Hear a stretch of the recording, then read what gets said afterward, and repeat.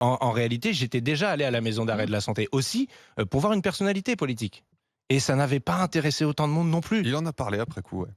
Oui, il en a parlé après coup. Mais Et de qui s'agit-il? Bonjour Monsieur le député Bernalicis. Bonjour. Député France Insoumise, hier avec votre collègue Daniel Obono. Et c'est ça qu'on veut essayer de comprendre, c'est est-ce que, oui ou non, vous êtes allé à la Maison de la Santé pour essayer de rencontrer Nicolas Sarkozy, le prisonnier Nicolas Sarkozy? Alors, nous sommes allés à la maison d'arrêt de la Santé comme l'article 719 du Code de procédure pénale nous le permet, de visiter n'importe quel établissement pénitentiaire quand on veut, n'importe quelle heure du jour ou de la nuit d'ailleurs. En tant que parlementaire. Hein. Exactement, mais nous ne sommes pas allés là-bas pour rencontrer monsieur Nicolas Sarkozy. Mais par contre, nous assumons de dire que nous sommes allés là-bas parce qu'il y a monsieur Sarkozy qui est incarcéré et que ça a des conséquences sur la gestion de la détention et que, ça, premier élément, et deuxième élément, ça permet d'attirer la lumière sur qu'est-ce qui se passe à la maison d'arrêt de la Santé, comment ça fonctionne. Est-ce que les gens sont au courant qu'à côté de monsieur Sarkozy, il y a 190% de taux d'occupation dans les cellules? Vous m'entendez? 190%, quasiment le double de la capacité prévue pour la maison d'arrêt de la Santé. Juste pour qu'on comprenne bien, si Nicolas Sarkozy n'avait pas été incarcéré depuis une semaine, oui, vous n'y seriez pas allé. Vous y êtes déjà allé, mais là... vous avez la réponse à votre propre question. Vous y êtes déjà allé, mais oui, vous n'y seriez pas allé là. Donc, c'est bien Nicolas Sarkozy qui vous intéressait. Non, c'est le fait que, du fait de sa présence, j'ai votre attention à vous. C'est ça qui m'intéresse. Non, mais j'assume. Non, mais bien sûr, j'assume de dire. Mais j'assume à 100%. Si le coup de com' me permet de faire avancer la compréhension du mode de fonctionnement de la prison, de l'enfer que représente la surpopulation carcérale, de l'enfer que ça représente, pas juste pour les personnes détenues qui sont à 3 avec des matelas au sol, mais pour les personnels pénitentiaires, avec une augmentation des violences entre détenus vis-à-vis des personnels, pour les personnels soignants qui n'en peuvent plus, pour les personnels d'insertion et de probation qui se retrouvent avec 90, 100 dossiers à traiter, qui ne peuvent plus faire correctement leur travail. Donc, il faut construire des prisons, c'est ça que vous êtes en train de dire. En construire beaucoup. En réalité, c'est pas ce que vous espérez. Vous voulez mettre moins de gens en prison. Je regarde beaucoup vos tweets, le sujet prison vous avez raison. vous intéresse beaucoup. Je suis démasqué. Voilà. Et vous, vous faites un coup de com', vous venez de le dire, parce que vous êtes opposé à l'idée même de la prison. Vous dites que il faut mettre moins de monde en prison. Alors, réponse. On incarcère trop. Là, on a un vrai sujet. Parlons de ce vrai sujet. Pourquoi il faudrait mettre moins de monde en prison? Je suis très heureux parce que si je n'étais pas allé voir M. Sarkozy, vous ne m'auriez pas invité aujourd'hui, j'aurais pas pu en parler. Comme quoi, ça fonctionne plutôt bien, ma stratégie. Et je suis ravi d'être là pour développer là-dessus. C'est intéressant de savoir que Nicolas Sarkozy est dans la stratégie de la France Insoumise maintenant. Mais figurez-vous que... Mais figurez-vous, vous vous souvenez quand même que j'y suis allé des précédentes fois à la maison d'arrêt de la Santé. Je l'ai dit. Mais pour plusieurs raisons, à la fois à l'ouverture parce qu'il y avait des problèmes sur la gestion de l'alimentation, sur le fait qu'à la gamelle, il n'y avait pas assez de quantité pour les personnes détenues parce que le marché avait été mal rédigé avec le prestataire extérieur. Et d'ailleurs, c'est toujours le cas. On a croisé un détenu qui nous disait que hier, il manquait dans un des quartiers 21 poissons pour que tout le monde ait un poisson. Voilà. Alors ça intéresse personne. Moi, je le sais, je vous le dis aujourd'hui et maintenant, j'espère que ça va intéresser davantage de monde. Mais en réalité, j'étais déjà allé à la maison d'arrêt de la Santé aussi pour voir une personnalité politique. Et ça n'avait pas intéressé autant de monde non plus. Il en a parlé après coup, ouais. Oui, il en a parlé après coup. Mais de qui s'agit-il? Vous savez de qui il s'agit? Balkany, c'est ça? De Patrick Balkany, exactement. Ouais. Et parce que je sais comment on fait pour quand on veut voir quelqu'un en particulier. Déjà, on lui écrit, on lui demande s'il est d'accord, ce que j'ai fait à l'époque, et ensuite on organise un parloir pour avoir avec un permis de visite. Donc, si j'avais voulu voir Nicolas Sarkozy, vous savez, je connais la procédure. C'est pas mon sujet. Vous avez demandé. Mais sans doute. Mais j'ai même pas demandé. Avant de revenir sur le fond du débat, est-ce que vous dénoncez les conditions de détention particulières de Nicolas Sarkozy? Mais je ne sais pas, je n'ai pas pu les constater. Vous les connaissez, vous les avez vus dans la presse. Il a ses 2 agents de sécurité qui sont à côté de lui. Il n'a pas de cellule occupée à côté de lui. Mais je crois que c'est lui qui a reçu le plus de visites depuis le début de sa détention. Je crois qu'il a reçu 4 fois son épouse. Vous êtes mieux informé que moi en étant allé sur place. Non, mais je rigole pas. Je rigole pas. Nous sommes allés dans le quartier d'isolement parce que on nous a empêché d'y aller avec journalistes, attachés parlementaires. Et du coup, vous auriez pu interroger des confrères journalistes pour avoir plutôt que l'avis d'un député insoumis. Vous vouliez visiter aussi le quartier d'isolement de Nicolas Sarkozy. Mais comme n'importe quel quartier. Mais en fait, j'y suis allé quand j'y suis allé il y a 3 ans. J'y suis allé dans ce quartier d'isolement avec mon téléphone, avec des journalistes. Mais là, vous y allez avec des journalistes. Exactement. Vous n'y étiez pas allé la dernière fois avec des journalistes. Pour Balkany. Non, pas pour Balkany. Voilà, mais là, vous y étiez avec des journalistes, donc c'est bien pour faire un voyeurisme sur Nicolas Sarkozy. Non, c'est pour l'utiliser. Non, le voyeurisme de quoi? Vous-même, vous parlez d'opération de com. Non, mais j'ai bien compris les éléments de langage. Écoutez, ça m'a fait sourire en plus quand j'ai vu. J'étais encore dans la détention, j'avais pas de réseau. À un moment donné, ça a capté un peu. Je vois l'article du JDD disant que j'ai voulu rencontrer quelqu'un que j'ai pas demandé à rencontrer. Je trouvais ça cocasse selon une source pénitentiaire. De vous à moi, je crois savoir qui est la source. Ça s'appelle Gérald Darmanin.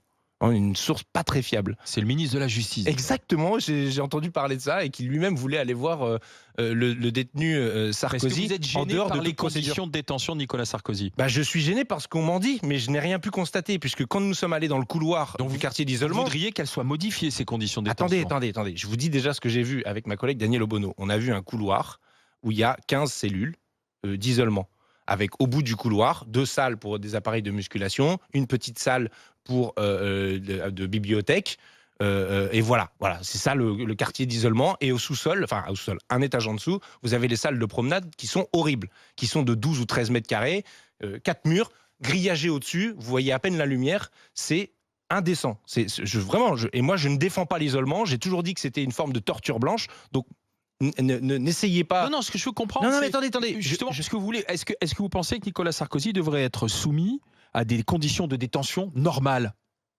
Alors, dans l'idéal, ce serait mieux pour lui et pour les autres, mais ce n'est visiblement pas possible. Pas à l'isolement, c'est-à-dire comme tous les autres détenus. Il peut être en prison avec les autres détenus. Non, justement. Il vient de dire, c'est pas possible pour lui. D'accord. Excusez-moi, je veux bien qu'on. J'ai entendu des conditions normales. Il n'y a pas de conditions normales pour un président de la République. Il est forcément dans un dispositif spécifique. Vous êtes d'accord avec ça? Je suis d'accord avec ça. Voilà. Et c'est pour ça que je suis en train de vous dire que l'isolement, c'est pas une promenade de santé. C'est pas. C'est vraiment. Je le recommande à personne. Après, pour ce qui est des questions spécifiques que vous m'avez posées, a priori, il est dans une cellule de 9 mètres carrés comme tout le monde. Il y a une cellule PMR qui est là. Je ne sais pas par qui elle est occupée, si elle est occupée par lui, etc. Mais à la limite, je m'en fiche. S'il a 3 mètres carrés en plus que les 9, ça fait toujours pas beaucoup et c'est toujours pas plus humain que ça.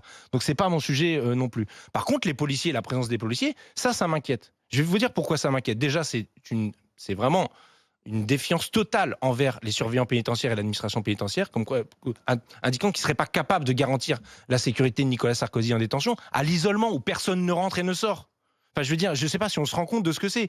C'est impossible que M. Sarkozy, ancien président de la République, soit agressé à l'isolement. C'est impossible. Il n'est avec aucun autre détenu. Jamais. Et c'est un des problèmes, ce que je viens de vous dénoncer en disant que c'est une forme, ce qu'appellent un certain nombre d'organismes, une torture blanche. D'accord ?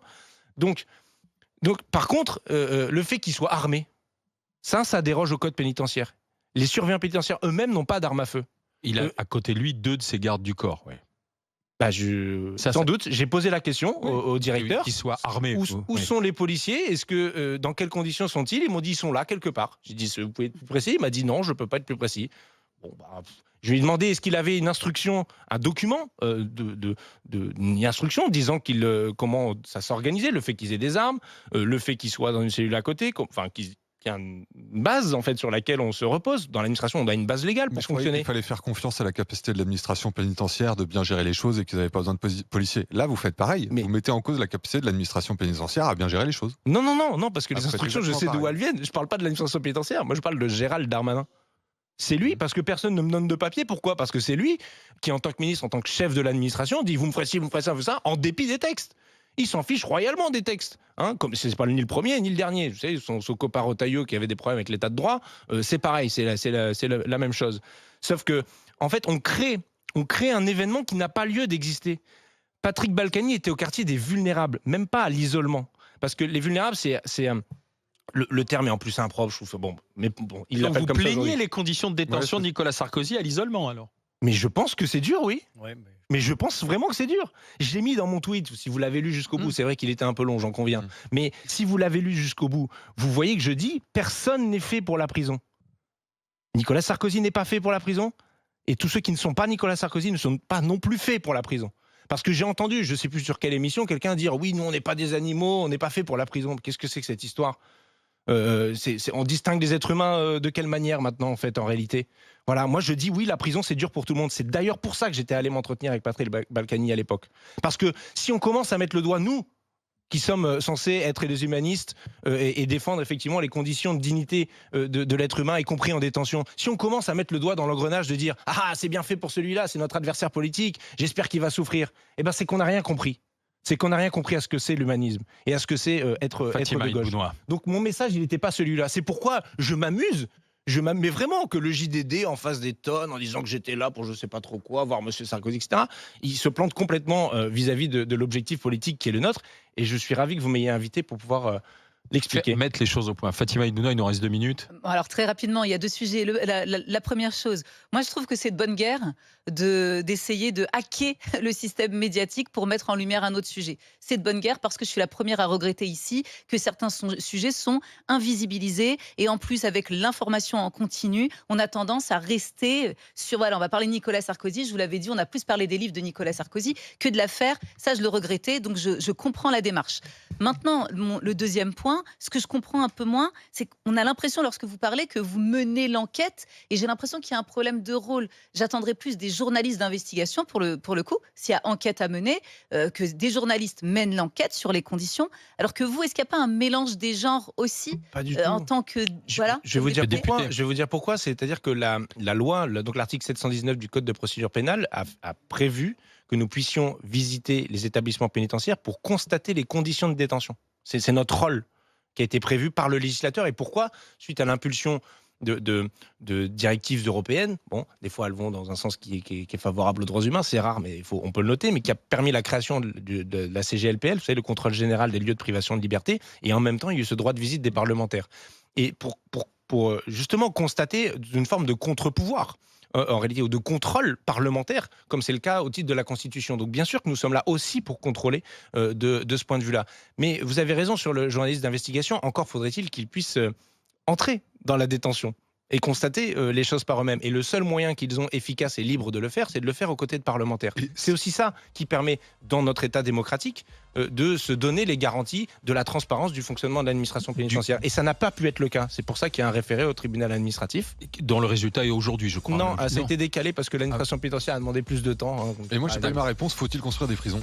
Eh ben non, il ne faut pas construire des prisons. Il faut qu'il y ait moins de personnes incarcérées. Bon, okay. C'est une autre manière de résoudre l'équation. Au moins, vous êtes clair. Oui, bien sûr, mais vous m'avez démasqué dès le début.